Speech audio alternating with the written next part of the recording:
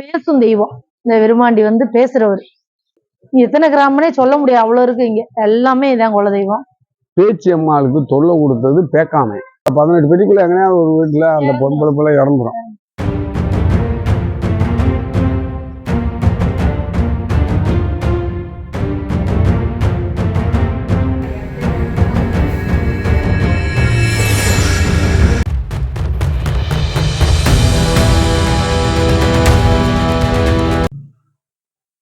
வணக்கம் நண்பர்களே, நம்ம இன்னைக்கு கருமாத்தூர் பக்கத்துல உள்ள பூசாரிப்பட்டியில உள்ள மூணுசாமி கோயிலுக்கு வந்திருக்கோம்.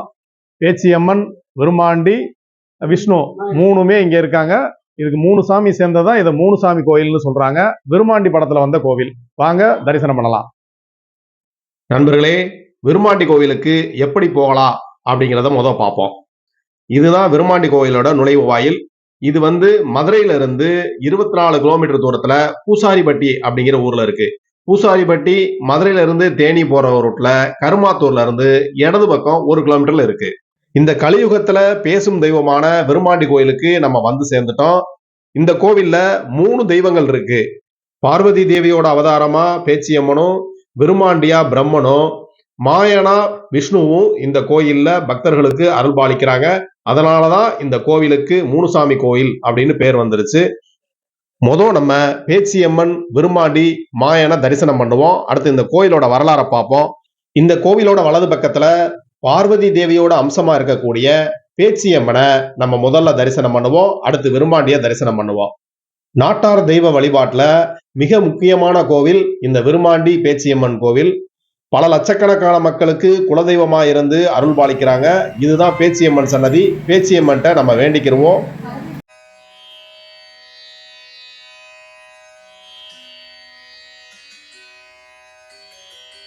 பேச்சியம்மன் சன்னதியில இந்த மாதிரி சந்தனத்தை சாத்தி நம்ம வேண்டுதல் வச்சோம்னா அந்த வேண்டுதல் உடனே நிறைவேறும் அப்படின்னு சொல்றாங்க. பேச்சியம்மன் சன்னதிக்கு நேர் எதிரில சுந்தரவல்லி அம்மனும் கால பைரவரும் அருள் பாலிக்கிறாங்க. காலபைரவருக்கு நேர் பின்னாடி சப்த கன்னிமார்கள் பக்தர்களுக்கு அருள் பாலிக்கிறாங்க. வாங்க நம்ம அதையும் தரிசனம் பண்ணலாம். அடுத்து நம்ம விருமாண்டிய தரிசனம் பண்ணுவோம். அதுக்கு முன்னாடி இந்த கோயிலுக்கு வந்திருக்கவங்க என்ன சொல்றாங்க அப்படிங்கிறத கேட்கலாம். என் பேரு உமா, வடிவேல் காரணம் பிறந்தது. இது எங்க அப்பா உங்க கோயில். இது உச்சி பூசை தான் அவங்களுக்கு ஃபேமஸ். இது எங்கிட்ட இருக்க எல்லா கிராமத்துக்கும் இது பெரிய குல தெய்வம். இது அப்படியே பேசும் தெய்வம். இந்த விருமாண்டி வந்து பேசுறவர். என்ன நினைச்சாலும் கட்டாயம் நடக்கும். இவங்க இங்க வந்துட்டு போனாலே ஆடி மாசம், ஆடி கடைசி வெள்ளிக்கிழமை அதுக்கு வந்து ரொம்ப விசேஷமா இருக்கு. எல்லா ஊர்ல இருக்கிற சாமி அடி பூரா அங்க வந்துருவாங்க. ஆமா, இங்க ஃபுல்லா கெடா வெட்டு தான். அன்னைக்கு 200 வெட்டுவாங்க. எல்லாம் அன்னதானம்.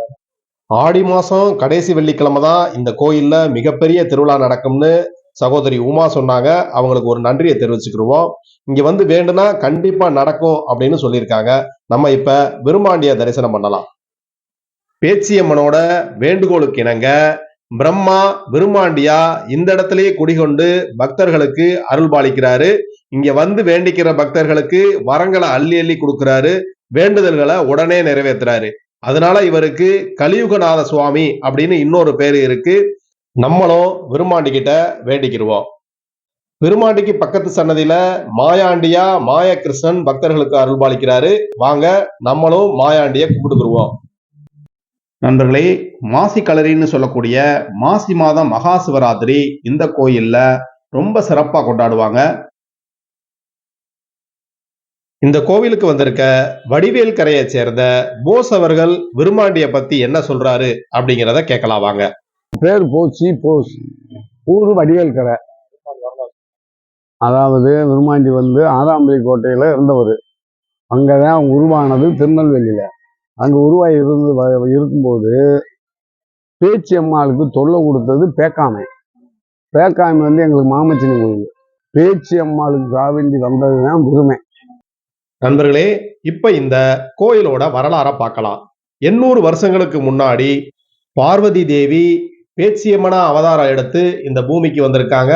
கருமாத்தூர் தாண்டி இந்த பூசாரிப்பட்டிங்கிற ஊருக்கு வரையில இந்த இடம் அவங்களுக்கு ரொம்பவே பிடிச்சு போய் இங்கேயே தங்க ஆரம்பிச்சிட்டாங்க. இந்த பூசாரிப்பட்டி கிராமம் பக்கத்துல உள்ள கொக்குளம்ங்கிற கிராமத்துல உள்ள பேக்காமன்ற சாமியோட எல்லைக்கு உள்ள வருது. பேச்சியம்மன் தினந்தோறும் பூஜை செய்வாங்க. மணி அடிச்சு பூஜை செய்யற சத்தம், மணி சத்தம் பேக்காமனுக்கு கேட்டோன்னே பேக்காமன் நேரா இங்க வந்து, யார் நீ, இந்த இடத்துல நீ பூஜை செய்யக்கூடாது, இது என்னோட எல்லைக்கு உட்பட்டது, இங்க இருந்து நீ காலி பண்ணி போயிரு அப்படின்னு சொல்லிட்டு போயிட்டாரு. பேச்சியம்மன் பேக்காமனோட மிரட்டலுக்கு அஞ்சாம தினந்தோறும் பூஜை செஞ்சுட்டு வந்திருக்காங்க. இதை பார்த்த பேக்காமன் பேச்சியம்மனை கடுமையா எச்சரிக்கை பண்ணி இந்த இடத்த விட்டு போயிருன்னு சொல்லியிருக்காரு. பேச்சியம்மன் இந்த இடத்த விட்டு போக மனசு இல்லாம தன்னோட பாதுகாப்புக்காக தன்னோட அண்ணனான மாயனை போய் பார்க்கறாங்க. மாயன் தவக்கோலத்துல இருக்காரு. அதனால தன்னோட இன்னொரு அண்ணனான விருமாண்டிய போய் பேச்சியம்மன் பார்க்கறாங்க. விருமாண்டி அங்கிருந்து நேரா வர்றாரு. வந்து பேக்காமனோட சண்டை போடுறாரு. விருமாண்டி பேக்காமனோட குதிரையோட பின்னங்கால் ஒரு காலை தன்னோட ஆயுதத்தால உடைச்சிடுறாரு. இந்த சண்டை தொடர்ந்து நடந்துகிட்டு இருக்கு. இந்த சண்டை நடக்கிறது பக்கத்துல உள்ள திருப்பரங்குன்ற முருகனுக்கு தெரிய வருது. அவர் வந்து 2 பேரோட சண்டையை நிறுத்தி மத்தியஸ்தம் பண்றாரு. மத்தியஸ்தம் பண்ணி 2 பேத்துக்கு இடையில ஒரு போட்டி வைக்கிறாரு. 2 பேரும் குதிரையில போய் எல்லையை தொட்டுட்டு திரும்பி வரணும் அப்படிங்கிறத போட்டி. பேக்காமனுக்கு தொட்டப்பநாயக்கனூர் வாடிவாசலா எல்லையாகவும், விருமாண்டிக்கு மதுரை மொட்டக்கோபுரத்தை எல்லையாகவும் கொடுத்துறாங்க. ஆனா விருமாண்டிக்கு பேக்காமனோட நொண்டி குதிரையை கொடுத்துட்றாங்க. பேக்காமனுக்கு விருமாண்டியோட நல்ல குதிரையை கொடுத்துட்றாங்க. போட்டியோட முடிவு பேக்காமனுக்கு சாதகமா போயிருது. பேச்சியம்மன் இதை ஏத்துக்கல. விருமாண்டிக்கு நொண்டி குதிரையை கொடுத்ததுனால இதை ஏத்துக்க முடியாதுன்னு சொல்லிட்டு இதே இடத்துல குடியிருக்கிறாங்க. பேக்காமனால நிறைய தொல்லைகள் வரும் அப்படின்னு எண்ணி விருமாண்டிய நிரந்தரமா இதே இடத்துல தங்க வைக்கிறதுக்காக பேச்சியம்மன் ஒரு திட்டத்தை போடுறாங்க. அதன்படி ஒரு குழியை தோண்டி அதுக்குள்ள தன்னோட ஒரு மோதிரம் விழுந்ததா சொல்லி எடுக்க சொல்றாங்க. விரும்பாண்டி உள்ள இறங்கி எடுக்கையில மேல ஒரு கல்லை போட்டு மூடிடுறாங்க. விரும்பாண்டி என்னம்மா தங்கச்சி இப்படி பண்ணிட்ட அப்படின்னு கேட்கிறாரு. அதுக்கு அண்ணா எனக்கு பாதுகாப்பா நீங்க இங்கே இருங்க அப்படின்னு சொல்றாங்க. பேச்சியம்மன் விரும்பாண்டிய குழிக்குள்ள இருக்கையில மூடின கல்லு இந்த கல்லு தான். அதுக்கு விரும்பாண்டி நான் இங்கே தங்கணும்னா தினந்தோறும் எனக்கு பூஜை செய்யணும்னு சொல்றாரு. அதுக்கு பேச்சியம்மன் தினந்தோறும் என்னையால பூஜை செய்ய முடியாது, ஆடி மாசம் கடைசி வெள்ளிக்கிழமை உங்களுக்கு சிறப்பான பூஜை பலி கொடுத்து செய்யறேன் அப்படின்னு சொல்லி விரும்பாண்டிய இங்கே தங்க வச்சிடுறாங்க. ஆடி மாசம் கடைசி வெள்ளிக்கிழமை சூழியாடுன்னு சொல்றாங்க. அதாவது நிறமாச கர்ப்பிணியா இருக்கக்கூடிய ஆடை கொண்டு வந்து வகுத்த கிழிச்சு அதோட குட்டிகளை எடுத்து வாழை இலையில வச்சிடுறாங்க. அந்த ஆட்டை வைத்த காடா துணியால சுத்தி விட்டுறாங்க. அந்த ஆடு 3 சுத்தி வருது. கோயிலை சுத்தி வந்து அந்த இடத்துல அது குட்டியும் அதுவும் உயிர் விட்டுறது. ஒவ்வொரு வருஷமும் இந்த மாதிரி சூழி ஆடு பலி கொடுக்கறது இன்னைக்கும் இந்த கோயில்ல நடந்துகிட்டு தான் இருக்கு. இந்த பூஜையை ஏத்துக்கிட்டு விரும்பாண்டி இங்க வர்ற பக்தர்களுக்கு கேட்கிற வரத்தை அள்ளி அள்ளி கொடுத்துக்கிட்டே இருக்காரு. இதுதான் இந்த விரும்பாண்டி கோயிலோட மெய் சிலிர்க்க வைக்கும் வரலாறு. இந்த கோயில்ல செல்வ கணபதி இருக்காரு. பக்கத்திலேயே ஆஞ்சநேயர் இருக்காரு. நம்ம 2 பேரையும் தரிசனம் பண்ணிக்கிருவோம். செல்வ விநாயகர் கோயிலுக்கு பின்னாடி சிலுக்கம்மாள் அப்படிங்கிற சீலக்காரி அம்மன் இருக்காங்க. சீலக்காரி அம்மனை நம்ம தரிசனம் பண்ணிக்கலாம். சீலக்காரி அம்மனோட வரலாற சகோதரி உமாவும் அவங்க பையனும் நம்மளுக்கு சொல்றாங்க. இங்க பின்னாடி சீலக்காரின்னு ஒண்ணு இருக்கு. இந்த சீலக்காரி வந்து எங்க வீட்டுல எங்க தெய்வம், எங்க வீட்டுக்காரரோட தெய்வம், எங்க வீட்டுக்காரரோட பாட்டி. அந்த இதுல கூட எங்க பேரு, என் பையன் பேரு, எங்க பேரு தான் இருக்கும். அங்க எப்படின்னா இந்த ஊர்ல கோவிச்சுக்கிட்டு பிள்ளையோட எங்க ஊருக்கு வந்துட்டாங்க கொக்கலத்துக்கு. சீலக்காரி வந்து அப்பமிடி சீரு சரியா குடுக்கல பண்ணலன்னு சொல்லி அந்த காலத்துல பிள்ளைய தூக்கிட்டு கொக்கலத்துக்கு வந்துட்டாங்க. இன்னைக்கும் இங்க இருந்து நான் அங்க கொக்கலத்துல இருந்து இந்த சீலக்காரிக்கு சீரு நாங்க கொண்டுகிட்டு வரோம். என்ன சீரு, இன்னைக்கு தாய்மாமன் சீரு கொடுக்குறாங்கல்ல, அந்த தாய்மாமன் சீரு எங்களுக்கு கொக்கலத்துல இருந்து இந்த சீலக்காரி கொண்டு வருவோம். இன்னைக்கும் கொண்டு வந்துட்டு தான் இருக்கோம். தாய்மாமன் சீரு தெய்வத்துக்கே தாய்மாமன் சீருக்கு சீர் கொடுக்குற ஒரே கோயில் இந்த கோயில் தான். கோவிச்சுட்டு வரும்போது அவங்க பூசாரி சொன்னது வந்து என் பிள்ளைய விட்டு ஊராம் பிள்ளைய அடிச்சிட்டு சொல்லி கருப்பண்ணி சொன்னது. சொன்னோடனே நான் காட்டுக்கு நடந்து வரும்போது என் பிள்ளைன்றது வந்து அந்த பொண்ணு, அந்த சீலக்காரி. ஊராம் பிள்ளைன்றது வந்து குழந்தை. அந்த குழந்தை கையில இருக்க கை குழந்தை. குழந்தைய மட்டும் விட்டுட்டு அந்த சீலக்காரியை அடிச்சு கொண்டுரும். கொண்டானே காட்டுக்குள்ள ஒரு 3 நாள் 4 நாள் வரைக்கும் காட்டுக்குள்ள தான் கிடப்பாங்க. உடம்பு எதுவுமே ஆகாது. ஆனா அப்பையும் மார்புல பால் சுரந்துகிட்டே இருக்கும். அந்த குழந்தைக்காக அவங்க இறந்துட்டாங்க. அந்த குழந்தைக்காக மார்புல பால் சுரந்துட்டே இருக்கும். அந்த பால் குடிச்சிட்டு குழந்தை இருந்துகிட்டே தான் இருக்கு. அப்ப வெளிநாட்டுக்காரங்க வந்து இந்த பக்கமா கொச்சின்னு போறவங்க அந்த சீலக்காரி கையில அந்த குழந்தைய வந்து நல்லா இருக்கட்டி குழந்தை தூக்கிட்டு போயிட்டாங்க. போய் ஒரு 45 குழந்தை எவ்வளவோ வளர்க்குறாங்க அங்க. சீலக்காரி அம்மனோட குழந்தைய தேடி குழந்தையோட தாத்தா பாட்டி கேரளா போறாங்க. அங்க போய் அங்க உள்ள ராஜாட்ட முறையிடுறாங்க. இந்த குழந்தைய வளர்த்தவங்ககிட்ட இருந்து கூட்டிட்டு வந்து வரிசையில நிப்பாட்டுறாங்க எல்லா குழந்தையும், 45 குழந்தையும். அதுக்கடுத்து என்ன நடந்துச்சுன்னு பார்க்கலாம்.